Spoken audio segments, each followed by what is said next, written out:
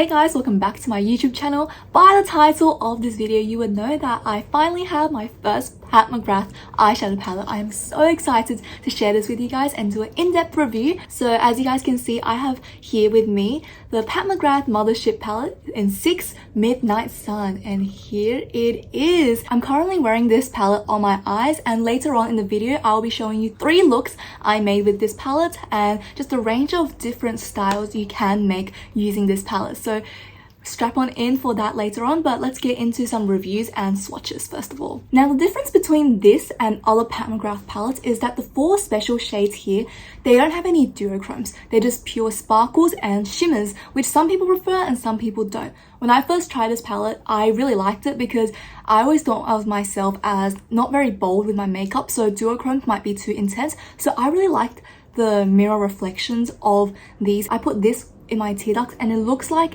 I'm crying pure stardust. It is so shiny and it's nothing like I've ever seen before. Now I'm going to get into some very honest reviews and do I think this palette is worth it. First, let's delve in and look at some finger swatches of this eyeshadow palette. First up, we are going to swatch the shade Jubilee. This is one of the 4 special shades in the Pat McGrath palette, and Jubilee is a moderately warm toned gold with a sparkly finish. It is perfect as a topper and highlighter shade. The next shade is Astral Solstice. It is a beige champagne shimmer that gives a wet-like finish to your look and is perfect for a topper. Blood Moon is one of the bold and jewel shades in this palette, and it is a warm toned medium dark copper with a sparkly finish. Perfect as a topper or all by itself. Blitz Violet Orchid is another bold jewel tone eyeshadow and has flecks of blue and violet iridescent sparkle as well as micro shimmer. It is more of a periwinkle eyeshadow color.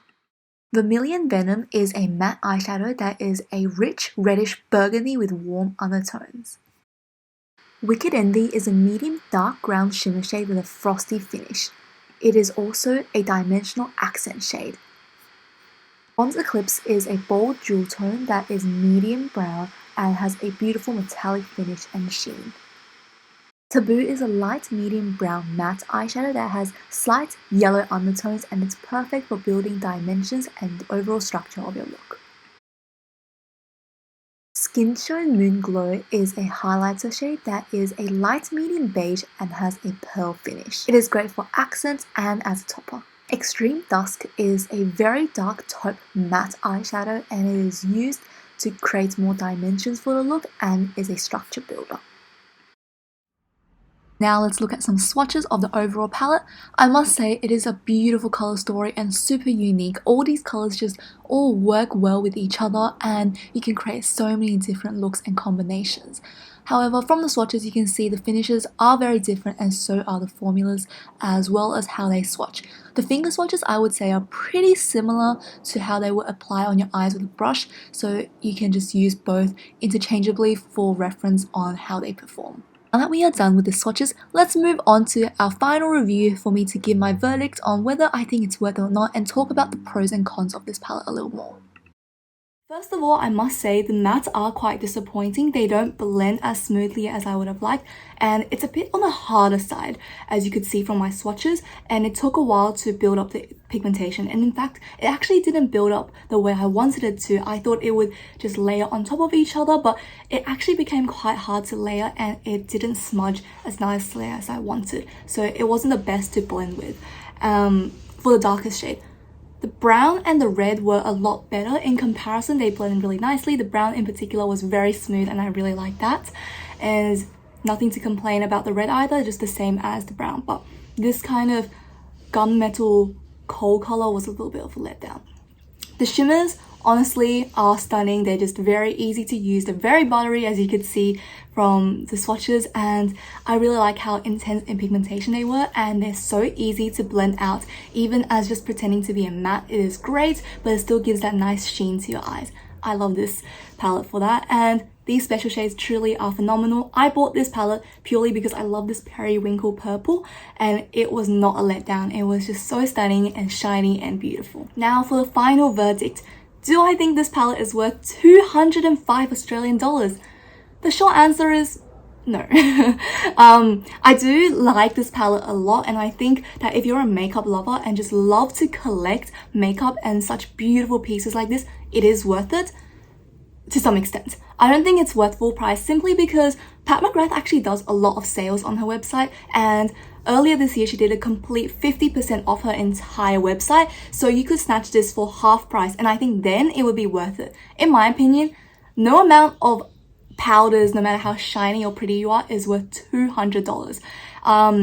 Definitely get this on a sale, and especially because the darkest matte shade was actually a letdown. I think for $200 something, every shade should be phenomenal, because these shades break down to around $20 each, and I don't think for $20 I should be getting a dark matte that doesn't blend and doesn't build up. So I think this palette is only worth it if you actually really enjoy this color story and you are a huge makeup collector and it was on sale. So with all three of those applied, then I think it's worth it. I bought this sometime late last year on the Pat McGrath palette for $120. So I think that wasn't too bad because she does offer free shipping on all orders. One thing I have to note is that if you are buying directly from her site, it takes a long time to arrive at your doorstep. This took 3 months to get to me. I bought this in, I think it was the Halloween or like Click Frenzy or something. It wasn't quite Black Friday yet.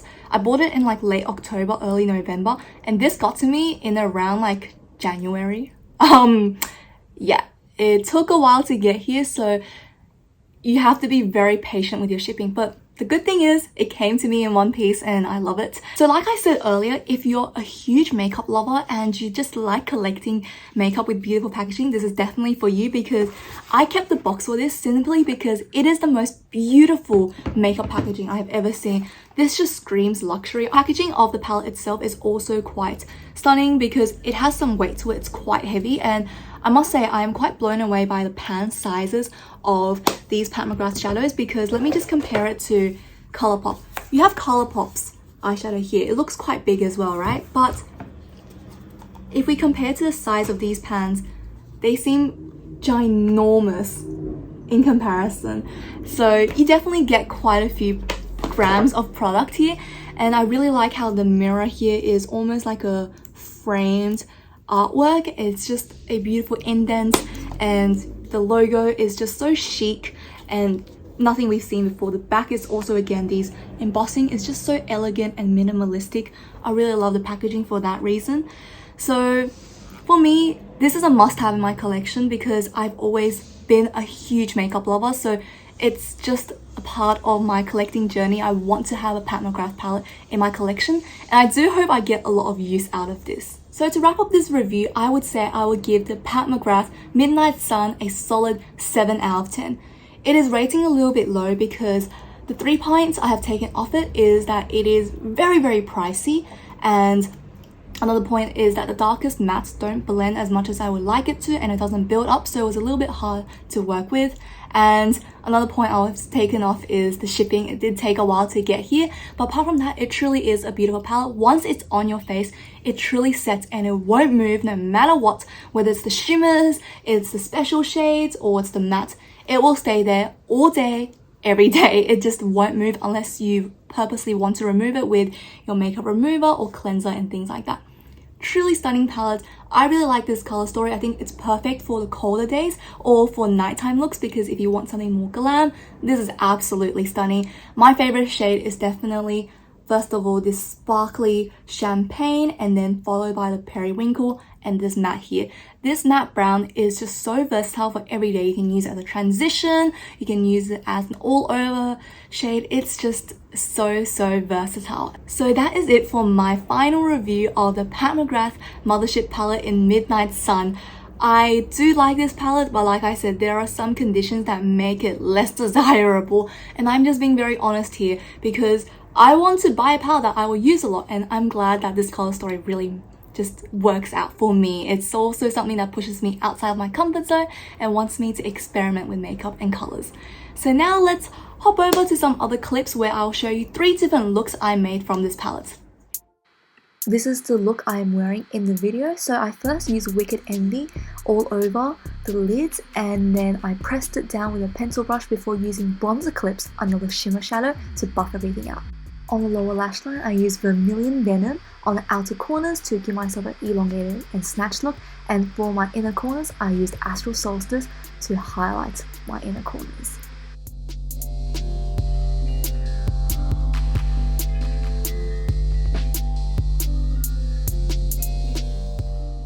The second look is a lot more experimental. I literally just took Blitz Violet Ochre and I just pressed all over my top lids, and I pulled it back into this kind of graphic eyeliner look.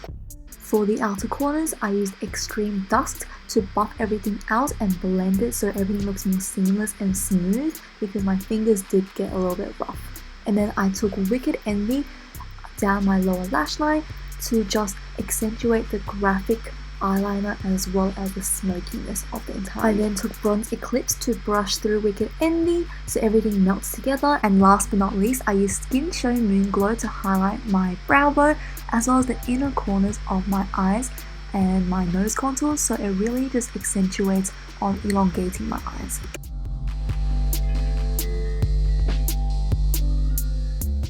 Okay guys, welcome to the third and final look. So I started this off with Taboo and I placed it very close to my lash line and then blended it out using a curling brush.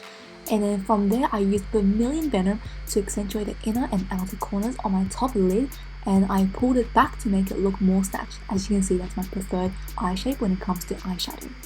Vermilion Venom to my lower lashes, and then use Extreme Dusk on the outer corners of my eyes to give it more definition before using Blood Moon all over the top lids to give it that beautiful orange shine, and then Jubilee on the inner corners of my lower lash line to give everything a final bling and touch.